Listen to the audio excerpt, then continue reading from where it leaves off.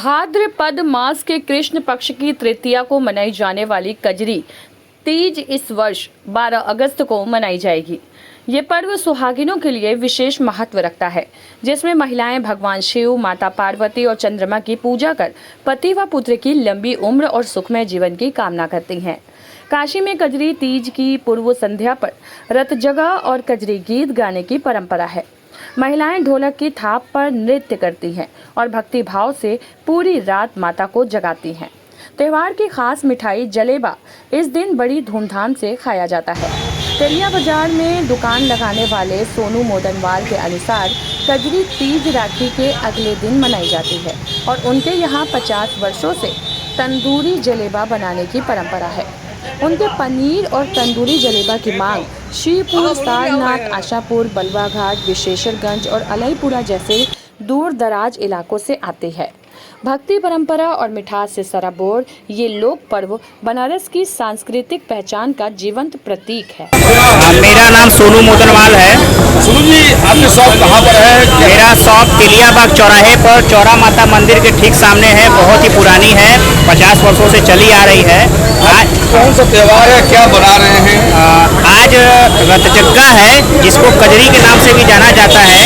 आज के दिन महिलाएं मंदिर में भजन कीर्तन रात भर माता को जगाने के जैसे रक्षाबंधन के पूर्व एक दिन बाद ये त्योहार पड़ता है और हर वर्ष महिलाएं इसमें बहुत प्रोन्नति से उत्साह होकर इसको झूम-झाम के नाचती हैं, गाती हैं। और जलेबा का एक परंपरा है कि जो जलेबा खाया जाता है इस त्योहार पर, जिससे हमारे ये प्रतिष्ठान है मीनू रेस्टोरेंट तेलिया बाग, मीनू स्वीट के नाम से प्रसिद्ध है।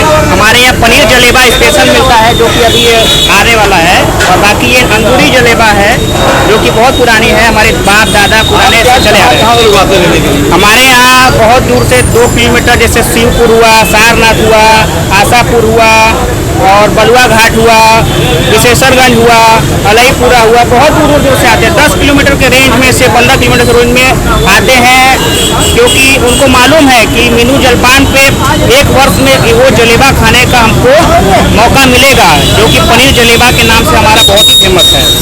धन्यवाद। वाराणसी में सोमवार को समाजवादी पार्टी के कार्यकर्ताओं ने जिला मुख्यालय पर जबरदस्त विरोध प्रदर्शन किया। ये प्रदर्शन उस घटना के विरोध में था जिसमें दिल्ली में चुनाव में धांधली के आरोप को लेकर विपक्ष के 300 सांसदों के मार्च के दौरान राहुल गांधी, प्रियंका गांधी, अखिलेश यादव और डिम्पल यादव को पुलिस ने हिरासत में ले लिया था। सपा कार्यकर्ताओं ने हाथों में दस्ती लेकर नारेबाजी की और चुनाव आयोग पर पक्षपात करने का आरोप लगाया। सपा नेता जिशान अंसारी ने मीडिया से बात करते हुए कहा कि चुनाव आयोग धांधली कर चुनिंदा दलों को फायदा पहुंचा रहा है और उसकी निष्पक्षता पर सवाल खड़े हो चुके हैं। उन्होंने ये भी पूछा कि जब सपा ने 18,000 हलफनामे सौंपे थे तब चुनाव आयोग की क्या भूमिका थी। इस मौके पर पूर्व महानगर अध्यक्ष विष्णु शर्मा सहित सपा के दर्जनों कार्यकर्ता मौजूद रहे। इस तरीके से चाय बेचने वाले से लेकर चुनाव आयोग तक धांधली, वोटों की धांधली में दोनों मस्त है। जनता जनार्दन आज पूछना चाहती है कि वोट अगर साइकिल पर देते हैं तो कमल के फूल पर जाने का काम करता है। जो वोटर मृतक हैं उनके भी वोट बूथ पर पड़ने का काम होता है। भारतीय जनता पार्टी के सरकार में लगातार चुनाव आयोग, चाहे विधानसभा का चुनाव हो, चाहे लोकसभा का चुनाव हो, चाहे नगर निकाय का चुनाव हो, हर चुनाव में वोटों की हेरा फेरी करके जिस तरीके से ये बेईमानी का जनादेश पाकर आज सरकार के गद्दी पर आसीन है, हम समाजवादी पार्टी के लोग अब कतई बर्दाश्त नहीं करेंगे। जनता का वोट सीधे बूथ पर जाना चाहिए, जनता का वोट शुद्ध होना चाहिए। आज हम लोग मांग करते हैं, हम लोग केतली लेकर आज प्रदर्शन करने का काम किए हैं कि जिस तरीके से पीडीए के रक्षक और समाजवादी पार्टी के राष्ट्रीय अध्यक्ष आदरणीय अखिलेश यादव को जिस तरीके से दिल्ली में गिरफ्तार किया गया है, आदरणीय डिम्पल यादव को गिरफ्तार किया गया है, हम लोग इसकी कड़ी निंदा करते हैं और हम लोग मांग करते हैं कि चुनाव आयोग इंडिया गठबंधन के साथी को जल्दी से जल्दी अगर नहीं रिहा किया तो हम लोग लोहिया के सिपाही हैं, हम लोग लाठी खाने को तैयार हैं, जेल जाने को तैयार हैं, गोली खाने को तैयार हैं, मगर हम लोग झुकने को तैयार नहीं हैं।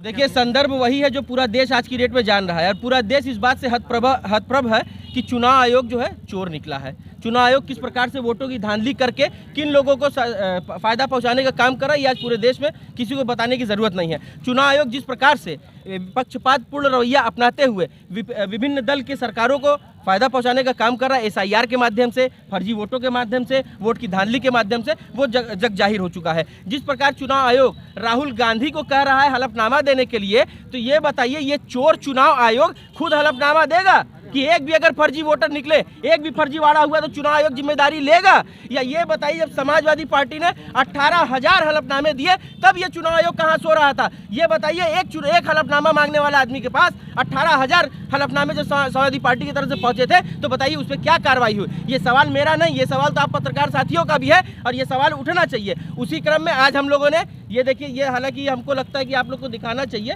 शायद स्पेलिंग मिस्टेक हो गई, EC = MC² हो गया है। देखने वाले लोग समझ रहे होंगे और देख भी रहे होंगे, लेकिन ये स्पेलिंग मिस्टेक हो गया। ये आइंस्टाइन का सूत्र है, E = MC², लेकिन यहाँ पे हो गया EC = MC²। EC मतलब होता है इलेक्शन कमीशन और MC² का मतलब समझदार साथी हैं आप लोग, और जनता जो आप लोग की देख रही है वो भी समझदार है। देखिए, आपने कहा कि अखिलेश यादव की गिरफ्तारी हुई है, तो देखिए हम लोग विपक्ष में हैं और जनहित के मुद्दे के लिए गिरफ्तारी क्या, अगर जेल जाना होगा तो जेल भी जाएंगे, सड़क से संसद की लड़ाई लड़ेंगे, प्रधानमंत्री और चुनाव आयोग के सीने पर चढ़ के भी धरना प्रदर्शन देने का काम करेंगे, गोली भी खाने का काम करेंगे। वाराणसी के भेलूपुर थाना क्षेत्र में कार धोखाधड़ी का मामला सामने आया है। रविंद्रपुरी निवासी प्रतीक शराफ ने अपने जानकार अनुज शुक्ला को 1 अप्रैल 2024 को कुछ समय के लिए कार दी थी, लेकिन वापसी के समय अनद टालमटोल करने लगा। बाद में लखनऊ के गोमती नगर थाने से प्रतीक को सूचना मिली कि उनकी कार का एक्सीडेंट हो गया है। जब प्रतीक ने कार या पैसे मांगे तो अनद ने उन्हें धमकी दी। भेलूपुर पुलिस ने आरोपी अनद शुक्ला के खिलाफ मामला दर्ज कर जाँच शुरू कर दी है। जी, मेरा नाम प्रतीक शराफ है, मैं रविंद्रपुरी का रहने वाला हूँ। किन बिंदुओं पर आज पुलिस वार्ता कर रहे हैं, क्या मामला है? ये सर हमारा एक परिचित है अनंत शुक्ला, उन्होंने हमसे मेरी गाड़ी मांग ली थी एक बार चलाने के लिए कि हमको 2-4 दिन के लिए दे दिया जाए। उसके बाद जब उनसे गाड़ी हमने वापस मांगा तो गाड़ी देने से वो कतराने लगे और टाला मटोली करने लगे। जब हमने थोड़ा प्रेशर बनाया, हमको पता चला कि उन्होंने गाड़ी का एक्सीडेंट बनारस से गाड़ी ले जा करके लखनऊ चलाने लगे और लखनऊ में गाड़ी उनका एक्सीडेंट हो गई कहीं, और लखनऊ थाना गोमती नगर से हमको फोन आया कि आपकी गाड़ी से एक्सीडेंट हुआ है। तो हमने उनको बताया कि भाई हमारे मित्र मांग करके ले गए, तो उनसे हुआ होगा, मैं उनसे बोलता हूँ। फिर अपने मित्र को हमने बताया कि आप जा करके वहाँ पे थाने पे बात करिए, आप गाड़ी का एक्सीडेंट करती हैं। और उसके बाद हमने उनके ऊपर दबाव बनाया, भाई हमारी गाड़ी वापस करिए। मांगा, टाला मटोली कर रहे थे, तो हमने उनके ऊपर दबाव बनाया कि नहीं, हमको गाड़ी चाहिए ही, आप हमारी गाड़ी वापस करिए क्योंकि आप एक्सीडेंट वगैरह कर रहे हैं, पुलिस हमको फोन कर रही है। तो उन्होंने वो वकील होने के नाते हमको धमकी वगैरह दी कि तुम्हारा व्यवस्था कर देंगे, गाड़ी मांगना तो छोड़ो, तुम भूल ही जाओगे और ऊपर से पैसा अलग देना पड़ेगा। कौन सी गाड़ी थी? मेरी गाड़ी थी sir Eco Sport, Ford Eco Sport, UP 65 CU 1444। कब के लेके गए आपके यहाँ से? ये अप्रैल 2024 में हमसे लिए थे और एक्सीडेंट इन्होंने अगस्त में किया। क्या किस्त वाइज लेके गए थे या कैसे? नहीं, दोस्ती में लेकर के गए थे। गाड़ी मालिक मैं हूँ, मेरे फर्म के नाम पे गाड़ी है, गाड़ी की मतलब पूरा गाड़ी पूरी पेड है। लोन में मैंने खरीदी थी 2017 में, लोन वगैरह उसका सब चुकता हो गया था 2021-22 में ही। उसके बाद मेरी गाड़ी वो दोस्ती में मांग करके ले गए थे। फिर जब हमने उनसे गाड़ी वापस मांगी तो फिर वो गाड़ी देने से कतराने लगे और जब ज्यादा प्रेशर बनाए तो मुकदमेबाजी में आ गए। तो हमको धमकी देने लगे कि तुम्हारे खिलाफ मुकदमा कर दूंगा, ऐसा वैसा। फिर उन्होंने एक कंप्लेंट भी करी कि हमने उनसे कभी का 2 नंबर में कच्चे में उनसे 40-42 लाख रुपए लिया है और वापस नहीं किया, ऐसा वैसा। एक फर्जी मुकदमा लिखा दिया। तो आपकी ओर से कोई तहरीर वगैरह दी? मैं सर महीनों से तहरीर दे रहा हूँ, अब जा करके बहुत मुश्किल से अधिकारियों से जब मिल पाया और CP सर से मिल पाया और लखनऊ तक मैंने सब रजिस्ट्री और ईमेल वगैरह किया DGP को और ADGP सर को, सबको। उसके बाद जाकर मेरी FIR पहली बार अब जाकर के दर्ज हुई 2 दिन पहले। क्या आश्वासन मिला उनकी ओर से? आपने जांच कर रहे हैं, सभी अधिकारियों ने बोला कि जांच कर रहे हैं। अब यही भरोसा है हमको कि अब कुछ न्याय हो पाएगा जल्दी। यहाँ आपने एप्लीकेशन दिया था? हमने CP बनारस के उनको दिया था, DCP ACP सभी को, मतलब मैंने कोई ऐसा दरवाजा है ही नहीं जो ना खटखटाया हो। किस थाने का मामला है ये बेलूपुर का है सर। और जब मैं पुलिस वालों के पास जाता हूँ तो वो अपने आप को बताते हैं कि मैं बहुत बड़ा BJP का चुनाव प्रभारी और ऐसा वैसा हूँ, और पुलिस वाले मेरा FIR लिखने को तैयार ही नहीं हो रहे थे। अब जाकर के हुआ है। तो देखिए, बात की जाए तो क्या पर्सनली आपने उस व्यक्ति से कभी बात करने की कोशिश की कि आप हमारा ये चीज है हमें वापस कर दीजिए? जी, मैंने उनको सैकड़ों बार मैसेज किया और वो बात घुमाते रहे और मैंने उनको हर बार बोला कि नहीं आप बात तो घुमाइए नहीं, मेरी कार के विषय में खाली बात करिए। और वो हर बार बोलते थे कि अरे गाड़ी तो हो जाएगी, तुम्हारा जो दुकान बनाए हो वो कैसा चल रहा है, वो छोड़ो वो कैसा चल रहा है। और मैं उनको हर बार ये बोलता रहा कि आप इधर उधर मत बात करिए, हम लोगों का दोस्ती यारी परिचय, मेरा घर परिवार, मेरा व्यापार सब अच्छा चल रहा है। गाड़ी के विषय में गाड़ी देंगे कब देंगे, नहीं देंगे तो गाड़ी खरीद लीजिए, अपने नाम करा लीजिए, कुछ भी करने को तैयार नहीं है। और अभी तक वो कुछ नहीं कर रहे हैं। हमारे पास सारे प्रमाण है, उन्होंने जितना फर्जीवाड़ा किया जितना, और सिर्फ मेरे नहीं, उनका मेन धंधा ही यही है।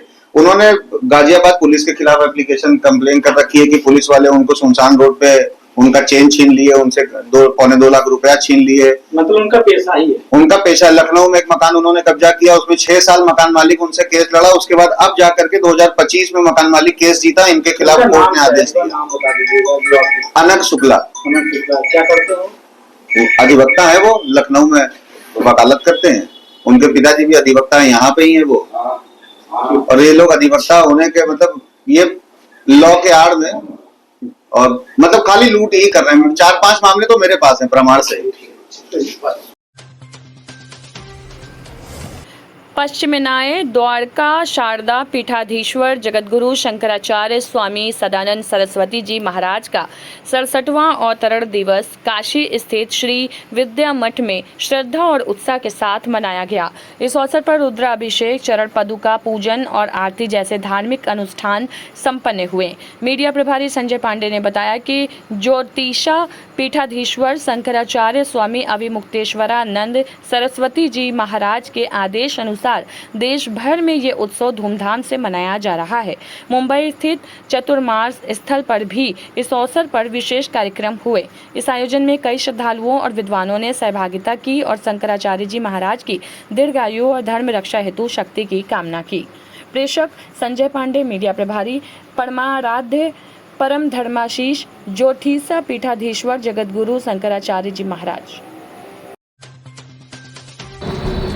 वाराणसी में श्री काशी विश्वनाथ धाम को 11 अगस्त से पूरी तरह प्लास्टिक मुक्त घोषित कर दिया गया। गेट नंबर 4 के पास ढूंढीराज और माता विशालाक्षी मंदिर क्षेत्र के सभी पुष्पमाला विक्रेताओं को दोबारा जागरूक किया गया कि अब धाम में किसी भी तरह का प्लास्टिक जैसे कटोरी या लोटा लेकर प्रवेश नहीं मिलेगा। मंदिर ने आज पिछले 1 महीने से इस अभियान पर काम कर रहा है। 7 अगस्त को विधायक नीलकंठ तिवारी और पार्षद कनक लता तिवारी की मौजूदगी में दुकानदारों को बांस की कटोरियां और स्टील के लोटे बांटे गए थे। यह अभियान 12 जुलाई से शुरू हुआ था, जब श्रावण मास में नगर निगम की प्लास्टिक मुक्त यात्रा का मंदिर न्यास ने स्वागत किया था। मंदिर प्रशासन ने सभी श्रद्धालुओं और काशीवासियों से अपील की है कि धाम को स्वच्छ और प्लास्टिक मुक्त बनाए रखने में सहयोग करें। श्री काशी विश्वनाथ मंदिर न्यास द्वारा दिनांक 11 अगस्त 2025 से प्लास्टिक का प्रवेश धाम परिसर में पूर्णतः प्रतिबंधित कर दिया गया है। पूरे धाम क्षेत्र को प्लास्टिक मुक्त घोषित किया गया है। इस संबंध में समय से हम लोग तैयारी कर रहे हैं और लगातार पिछले 7-8 माह से इसमें तैयारी चल रही है। दिसंबर 2028 में निर्णय लिया गया था बोर्ड की बैठक में कि न्यास के द्वारा श्री काशी विश्वनाथ धाम को प्लास्टिक मुक्त क्षेत्र बनाया जाए। लेकिन चूँकि हमारे यहाँ देश विदेश से आने वाले श्रद्धालुओं की संख्या बहुत अधिक है, तो तत्काल कोई चीज़ रोक देने पर एक अफरा तफरी की स्थिति मच सकती थी। तो बहुत ही चरणबद्ध रूप से इसको लागू किया गया। जिस समय कुंभ का पलट प्रवाह चल रहा था, उस समय हम लोगों ने प्लास्टिक के संबंध में जागरूकता के संबंध में लोगों को बताना शुरू किया, रोकना टूटना शुरू किया। सिंगल यूज प्लास्टिक पूरी तरह मार्च अप्रैल के महीने में बंद किया गया। अभी जब श्रावण मास प्रारंभ होने से पहले हम लोग सिंगल यूज़ प्लास्टिक पूरी तरह बैन कर चुके थे और श्रावण मास प्रारंभ होने पर यह दूसरा अवसर होता है जो सबसे अधिक संख्या में श्रद्धालु हमारे पास पूरे वर्ष में आते हैं। तो श्रावण मास के दौरान व्यापक रूप से डिजिटल मीडिया पर, प्रिंट मीडिया पर, इलेक्ट्रॉनिक मीडिया पर, बाहर जो अन्य संसाधन हैं उनके माध्यम से भी लाउड स्पीकर लगा कर अनाउंस कराते हुए हम लोगों ने जो प्लास्टिक के अन्य रूप भी हैं, जो सिंगल यूज़ के अलावा भी रूप है, जैसे प्लास्टिक की टोकरी हो गई, प्लास्टिक का लोटा हो गया, यह भी श्रावण मास के बाद पूर्णतः प्रतिबंधित किया जाएगा। इस संबंध में व्यापक प्रचार प्रसार किया। श्रावण के अंतिम सप्ताह में कई बार यह होता है कि जब हम कोई चीज़ प्रतिबंधित करते हैं तो लोग विकल्प के बारे में पूछते हैं, इसका विकल्प क्या है। तो विकल्प के रूप में हम लोगों ने लोटा, धातु का जो लोटा है वह, बांस और मूंज की बनी हुई टोकरियाँ, यह ले जाकर सैंपल के रूप में जो फूलमाला के विक्रेता दुकानदार थे उनको पूरी सूचीबद्ध किया गया।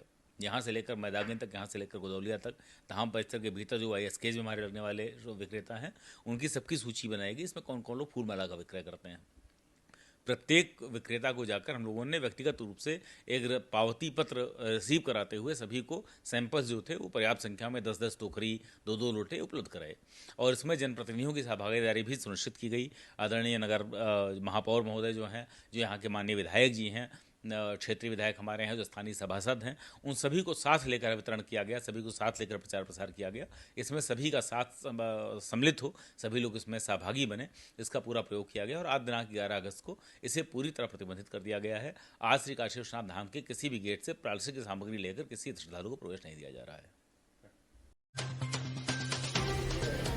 बलिया जनपद के नागरा ब्लॉक में राष्ट्रीय पत्रकार संघ भारत द्वारा एक भव्य आयोजन किया गया, जिसमें प्रदेश भर से 100 से अधिक पत्रकार शामिल हुए। कार्यक्रम का शुभारंभ राष्ट्रीय अध्यक्ष श्री जगदीश सिंह और राष्ट्रीय अध्यक्षा पूनम सिंह ने दीप प्रज्वलन कर किया। आइडियल रोड रोज कॉन्वेंट स्कूल के छात्रों द्वारा प्रस्तुत सांस्कृतिक कार्यक्रम ने सभी को मंत्रमुग्ध कर दिया। पत्रकार खुर्शीद आलम द्वारा प्रस्तुत गीत ने पत्रकारों के सम्मान को नई ऊंचाई दी। मुख्य वक्ता डॉक्टर विद्यासागर उपाध्याय ने पत्रकारिता की चुनौतियों और उनकी भूमिका पर चर्चा करते हुए कहा कि तलवार से भी तेज होती है कलम की धार। उन्होंने मीडिया को लोकतंत्र का सशक्त स्तंभ बताया। जिलाध्यक्ष दुर्गा शंकर सिंह के नेतृत्व में संगठन लगातार मजबूत हो रहा है। कार्यक्रम में डॉक्टर अशोक चौहान, कलीम आजमी, सकीना खातून, डॉक्टर सैयद सिराज अहमद, अब्दुल रहमान सहित कई वरिष्ठ पत्रकारों ने अपने विचार रखे। कार्यक्रम की अध्यक्षता श्री अजय कुमार उपाध्याय और संचालन डॉक्टर विजया वर्मा ने किया। अंत में संयोजक शुभ नारायण पांडे ने सभी आगंतुकों के प्रति आभार व्यक्त किया। इस कार्यक्रम का उद्देश्य था पत्रकारों के सम्मान, एकजुटता और निष्पक्ष पत्रकारिता को बढ़ावा देना। द ग्रेट कबाब फैक्ट्री में शुरू हुए the great Indian grill games कबाब प्रेमियों के लिए स्वाद का महोत्सव। 10 अगस्त से 24 अगस्त 2025 तक द ग्रेट कबाब फैक्ट्री में चल रहा है एक खास पाक उत्सव, the great Indian grills games. ये आयोजन सिर्फ खाने का नहीं बल्कि भारत की क्षेत्रीय पाक कला, परंपराओं और रसोइयों की विशेषज्ञता का जश्न है। हर दिन अलग अलग शेफ्स अपने सिग्नेचर कबाब्स पेश करते हैं, जिनमें तंदूर, तवा, सिगड़ी, कढ़ाई, भाप और पत्थर पर ग्रिल की गई विधियां शामिल हैं। खास बात यह है कि हर कबाब के साथ उसकी कहानी और शेफ की शैली भी थाली में परोसी जाती है। ग्रिलिंग के लाइव एक्शन कबाब मुकाबले और इंटरैक्टिव गेम्स के साथ ये इवेंट बना है फूड लवर्स के लिए एक यादगार अनुभव। तो अगर आप भी कबाब के दीवाने हैं तो जल्दी करें, TGKF की ग्रेट इंडियन ग्रिल गेम्स में ज़रूर शामिल हों और स्वाद का असली खेल खेलें। जी सर, नमस्कार। मेरा नाम सचिन कुमार उपाध्याय है। मैं Radisson hotel Varanasi restaurant manager the great kebab factory. आज ये कबाब फेस्टिवल चालू हुआ है, फिर कई दिन तक चलेगा और क्या क्या विशेष होगा इसका? एक्चुअली ये फूड फेस्टिवल हमारा 15 दिन का है। The great Indian game grills ये 10 अगस्त से शुरू होकर 24 अगस्त तक रहेगा। इसमें अलग अलग राज्यों से, अलग अलग जगह से जो है हमारा इसमें सेफ का स्पेशलिटी है। ये सेफ आ नहीं, लेकिन अपना अलग अलग जो है जगहों से अपना अलग अलग प्रेजेंटेशन दिए हैं। कुछ सेफ जैसे जयपुर से हैं, राजस्थान, कुछ साउथ चेन्नई से हैं, दिल्ली से हैं, आमची मुंबई से हैं, बनारस से भी हैं। तो अलग अलग जगह का अलग अलग प्रेजेंटेशन और डिशेज रहेंगे। किस तरह के डिशेज हैं? ये डिशेज जैसे अब बनारस से ले लें तो यहाँ पे अरशद मियाँ का बनारसी चाट हो गया। साउथ से अगर करते हैं तो दक्षिणी भरवन आलू हो गया। कलकत्ता से लेते हैं तो मिष्टी दोई हो गया। ठीक है, राजस्थान से लेते हैं तो जोधपुरी भरवन मिर्च हो गया। तो इसी तरह से अलग अलग जगह से अलग अलग टेस्ट स्वाद एक जगह द ग्रेट कबाब फैक्ट्री में मिलेगा। द ग्रेट कबाब फैक्ट्री में कुल कितने आइटम होंगे? नॉनवेज में क्या क्या? नॉनवेज में 7 तरह के कबाब्स हैं जो स्टार्टर होता है। इसके साथ हमारा वेजिटेरियन का भी सेम है, इसमें भी 7 तरह के कबाब्स होते हैं। इसके साथ मेन कोर्स और डिज़र्ट्स पूरा कंप्लीट मेन्यू होता है और एक एक करके हम सब कुछ टेबल पे सर्व करते हैं। इसकी टाइमिंग शाम को 7 बजे से लेकर रात को 11:30 बजे तक रहता है। कितने आइटम टेबल पे जा रहे हैं? टोटल देखेंगे तो 7 कबाब के साथ 6 हमारा मेन कोर्स, इसके बाद 8 तरह का ब्रेड्स और 4 तरह का मीठे का आइटम ये मेन में रहेगा। काशी की जनता से क्या कहना चाहिए? काशी की जनता से ये कहना चाहेंगे कि वो द ग्रेट कबाब फैक्ट्री में एक जगह आए और इसका जो है अलग अलग राज्यों से अलग अलग जगहों से सभी सेफ़ों का आनंद उठाए डिशेज़ का।